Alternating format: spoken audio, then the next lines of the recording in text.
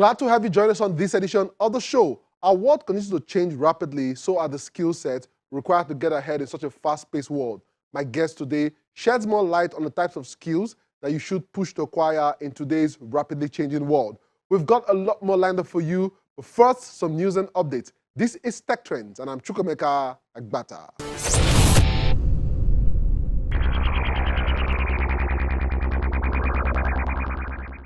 Our future growth relies on competitiveness and innovation, skills and productivity, and these in turn rely on the education of our people.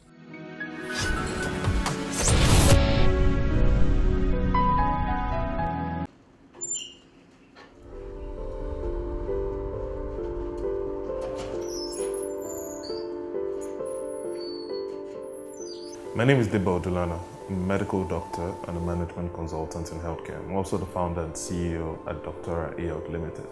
At Doctora, we provide an online platform that allows medical practitioners and their patients book rentable medical facilities to use across multiple locations, thus helping them overcome setup costs.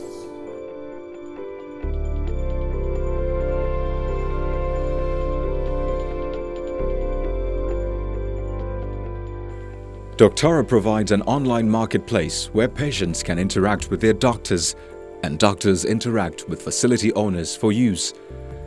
The Nigerian health tech startup is improving healthcare by trying to reduce the rate at which healthcare workers leave the country and also bring medical services closer to patients.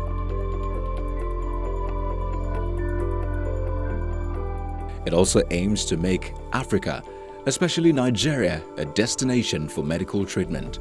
Really looking at the situation in the world right now, and especially at Africa, we have only 3% of the global workforce to cater for all the health needs of 11% of the world's population. That carries 25%. That's 1/4 of the world's global disease burden.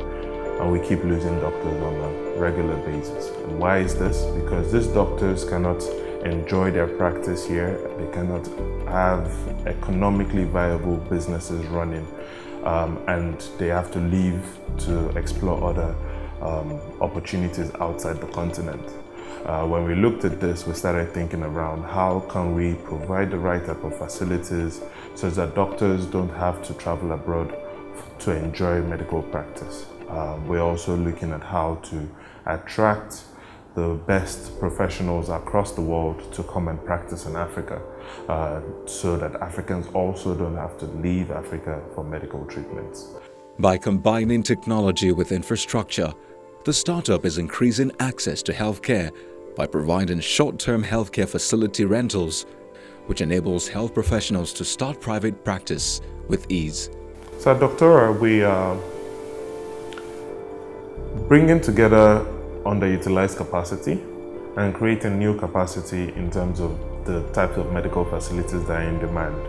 At our own facilities, of which we own 3, these facilities are purely outpatient consulting rooms, because consulting rooms are by far the most important step in starting your medical treatment or the patient journey, as we could at least say. The other 27 facilities are partner facilities that have theaters, wards, and the likes whenever we need. So the typical thing is that the doctor who needs a space would already have a booking from his patient, and he would come to Doctora just to rent a clinic to use for an hour or maybe 20 minutes, depending on what they want. The other scenario is that a patient who is looking for a doctor comes on Doctora and says, "Oh, I need a dermatologist in Lekki." Hit the search button, and all the dermatologists that have set their availability for Lekki would become available to that patient, who can now book, and then the doctor will meet him in the facility of his choice.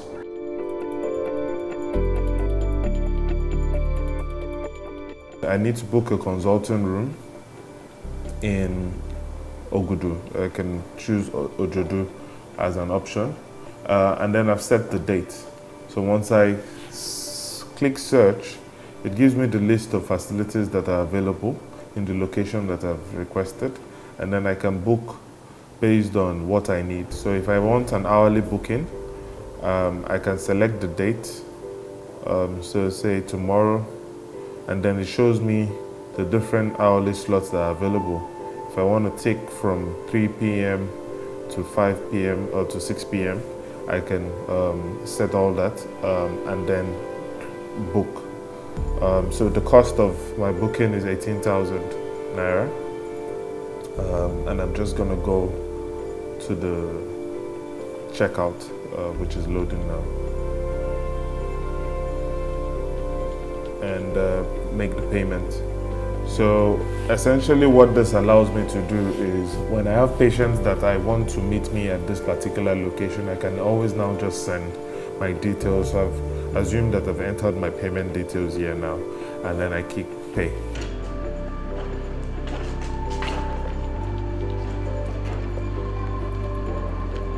So just a brief overview of what it looks like for a patient that is trying to book me, since I've set my availability on the other side. I've said that on Monday, or rather, my search is that I'm looking for a general practitioner in Ojodu. Since I've already set Ojodu for a few days, I come up on that search, I click book. It shows that this is my availability for Ojodu. I pick the days, so these are the days that I've said that I'm going to be available at Ojodu. So maybe I'm trying to book for the 25th. I select that, and then it brings out all the timings that I've set for Ojodu for that day. So I want a 2 p.m. time slot for 30 minutes. I select the booking type to be a clinic visit. The reason for my visit, so it's a first time visit. I input my complaints, regular headaches, and then I make my booking. The cost has been calculated there, and then I pay. And I should get a notification in my email telling me the details of the location that I'll see the doctor at, and my appointment portal has been updated to show that then I have an appointment with Dr. Debo Odulano. Although funding is a general challenge most startups face, there is more for a health tech startup. The major challenges in this space really is growth. Growth is quite challenging for a healthcare startup in Nigeria, and all the things that are associated to growth, mostly, finding the right type of staff, building a team. I think we are losing staff like every quarter. You get people who think they are good enough. If they are good enough, they leave to other companies. If they are not good enough, you need to get them to leave. Getting tech talent as well has been very difficult because developers have really actually just done a serious dent to our growth. The other significant problem really is funding. It's a healthcare startup. Most people haven't seen any exit from healthcare startups. Most people don't understand healthcare. They don't understand the fact that the returns in healthcare actually take a longer period of time.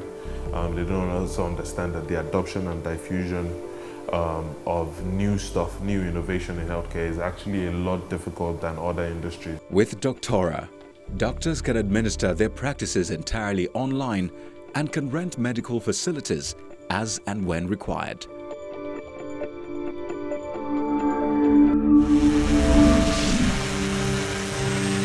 A group of drone enthusiasts in Indonesia are using their aerial skills to help during the pandemic by providing a contactless medicine and food delivery service to COVID-19 patients isolating at home. Armed with 5 drones, the 7-member team have been working around the clock in Makassar, the capital of South Sulawesi province, to provide deliveries. Hartati, who along with her family have been isolating since she tested positive for COVID-19 in mid-August, welcomed the innovative service. I think the medicine received from a drone is more sterile.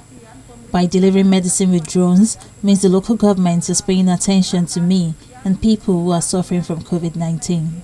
The family of 4 is living in an area where up to 80% of residents are COVID-19 positive, according to data from Makassar's coronavirus task force. Indonesia is one of the countries worst affected by the pandemic in Asia.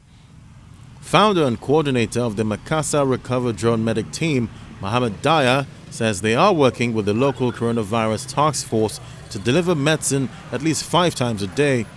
During the peak of the latest outbreak in July, they made up to 25 rounds of deliveries in one day. When we first heard about the floating isolation facility run by the Makassar city government, my friends and I felt we are being called to contribute in an innovative way by using unmanned aircraft or drones. In the past, we had done a few trials to deliver goods with drones, and finally, we can use this tool in the work of COVID-19 prevention. Makassar's Mayor, Mohamed Pamato, said authorities plan to expand the use of drones to nearby islands and also provide deliveries to around 800 people staying in isolation in a ship docked off Makassar. We plan to use the drones to reach the islands because the drones that fly low are not easily affected by the weather and wind. The range of each drone is around 7 kilometers, so it is possible to reach the islands off the coast of Makassar. The drones also help monitor traffic and movement of people in the city and pinpoint areas to target with COVID-19 tests.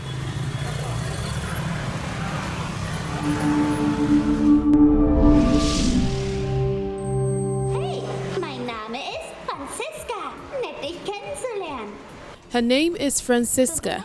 She can clean floors, chat about her day, sing a song or tell a joke.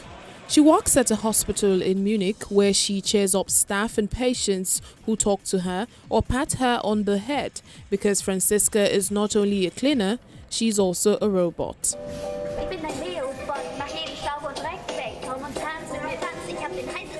According to her makers, the robot with blue eyes weighs 200 kilograms and costs 43,000 euros. It can clean floors for about 10 hours before it needs a 2-hour battery recharge.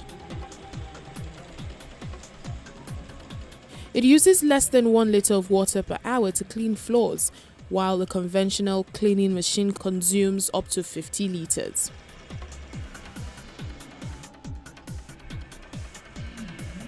For Constance Rettler's cleaning service, the purchase of Robot Francisca means saving time, which allows for her staff to focus on other duties such as cleaning and disinfecting surfaces, especially in times of coronavirus with many colleagues ill or in quarantine. Franzi is of help to clean the hospital corridors. She is a great cleaning force, and the best part is she brings a lot of joy. She can sing, she can rap, she can tell jokes. We've all noticed, the staff say, "Hello Franzi, good morning." It's actually the greatest added value that Franzi brings in here for us. Currently, the robot is still undergoing a test phase, but Tanja Zacher, head of cleaning and service at Munich's Nepoloch Hospital, is already convinced of the robot's talents. Was ist mein Lieblingsessen? Mein Lieblingsessen ist Königsberger Klopse. It receives its orders by smartphone. Also das ist eigentlich tatsächlich ein besonderer Aspekt. Die Mitarbeiter. A special aspect is that staff and patients mostly react very positively to Franzi. Nette, skurrile Situationen. Super Saubermachkraft, ja. Und in coronavirus times, robotics is obviously a big issue for us. While Franzi drives around cleaning floors, our staff has more time to disinfect surfaces. Franzi helps us a lot, allowing for more time to disinfect. Eigentlich auch der größte Mehrwert, den Franzi hier reinbringt, auch für uns. Europe's largest university hospital, Berlin Charité, has also placed an order for Franzi, which received an innovation award at the Interclan Amsterdam online fair for cleaning, technology and hygiene in 2020. Oh, bewegst du dich nicht? Ich muss dringend sauber machen.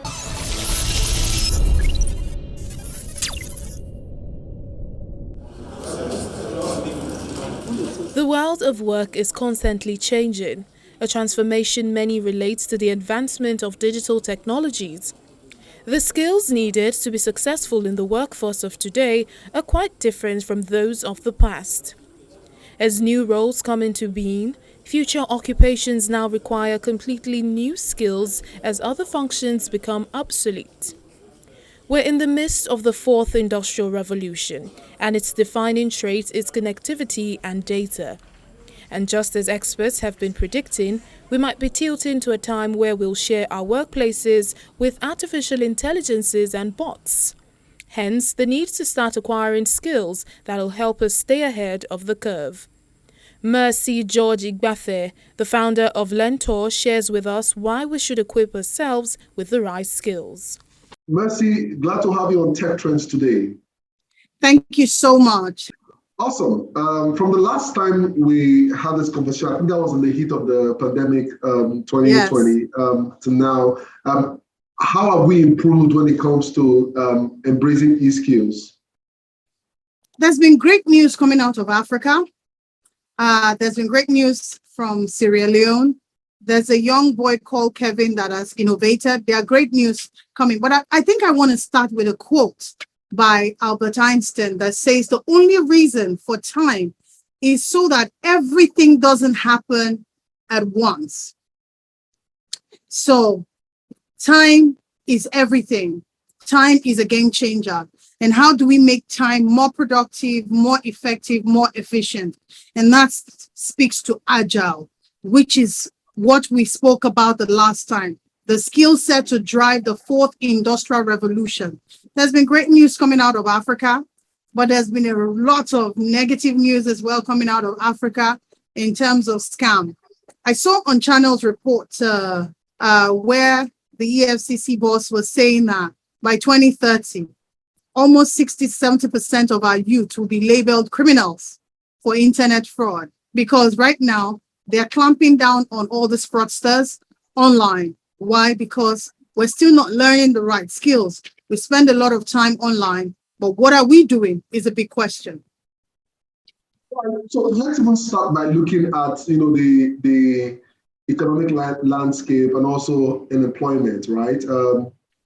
How is it for you? How do you see the economic landscape in Nigeria today? It's a very scary situation, but I know that even the government recognizes a problem. There's a heightened level of insecurity in Africa, especially in my country that I know. There's a heightened high level of unemployment, according to Nigerian Bureau of Statistics. The projection by the end of 2021, they projected that unemployment is going to dip into 40%, which is already worse. There's no job. Inflation is high. The cost of living, if we go back to the Maslow hierarchy of needs, everybody's at a survival mode at the moment. We're just trying to survive. There is no money, but things are getting higher and higher, and life is becoming more difficult for every African, especially Nigerian. I know for my country because I live here. So how can technology accelerate innovation, increase our GDPR, help a lot of our youth get gainful employment? What are the jobs in demand today? How can you learn those skills? What are the things that can make a lot of difference? One thing is clear: Africans want to learn. The skills that are highly sought after today are Scrum Masters. And what is Scrum really? It's under the framework of Agile that has 46 frameworks. So Scrum is one of them. There's Kanban, there's SAFe, there's even project management has now embedded Agile way of working into PMI. And a lot of us are not learning the relevant skill. And I understand why. Barrier to entry is equally a challenge. It's a major problem in Africa, because everybody sets up school just to exploit, not so much to educate, not so much to develop, not so much to build capacity, which is what we are lacking. We are creating opportunity as young people in Africa. How can we change that narrative? How can we help the young person say, scamming is not the only way? There are things that you can learn.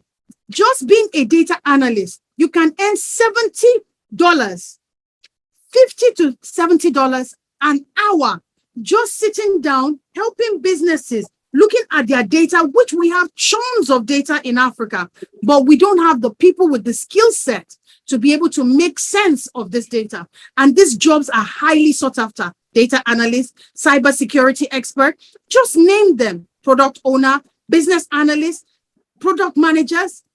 The list goes on, but we need the people to get the relevant skills to be able to deliver those jobs.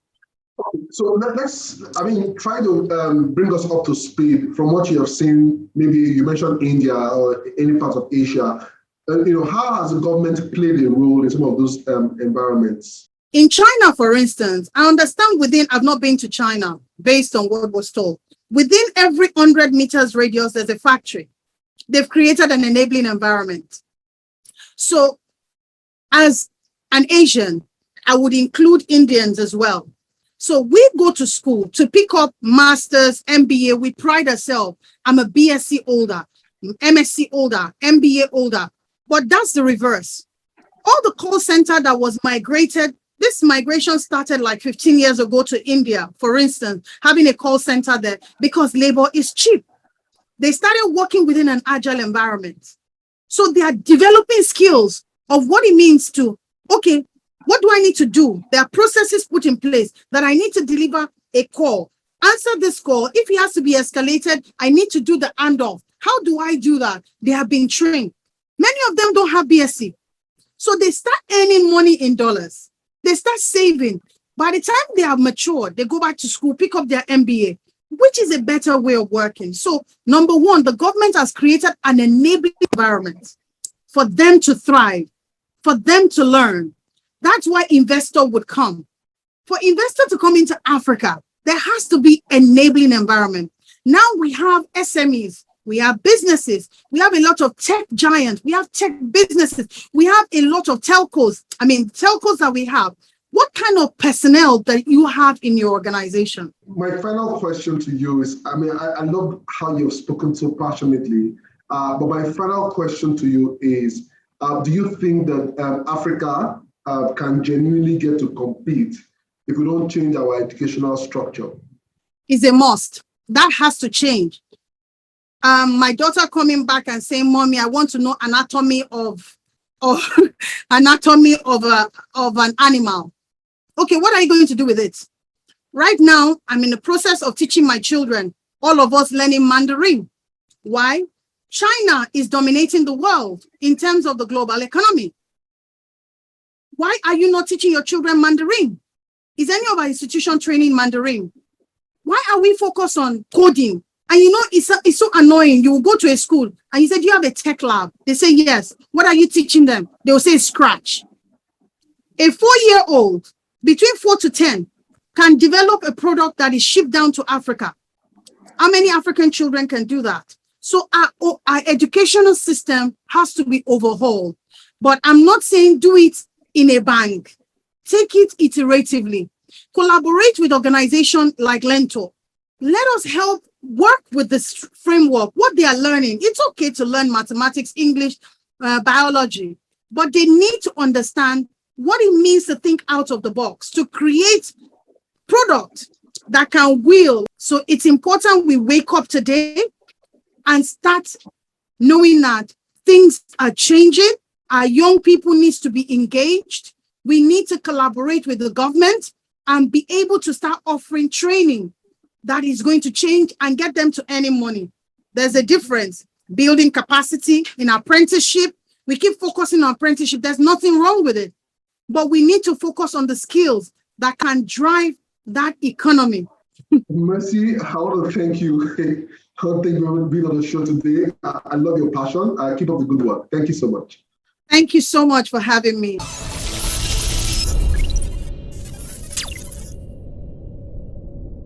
My guest has been Mercy George Igbafe, founder, Lentor. Go out there and equip yourself with the right skills of the future. Because remember, with quantum computing, machine learning, and many other interesting technologies, the game has changed for real. We've come to the end of the show, but it doesn't end here. The conversation continues online. Check out the show on Channels TV, YouTube, or cfablog.ng. For Tech Trends, I'm Chukwemeka Agbata.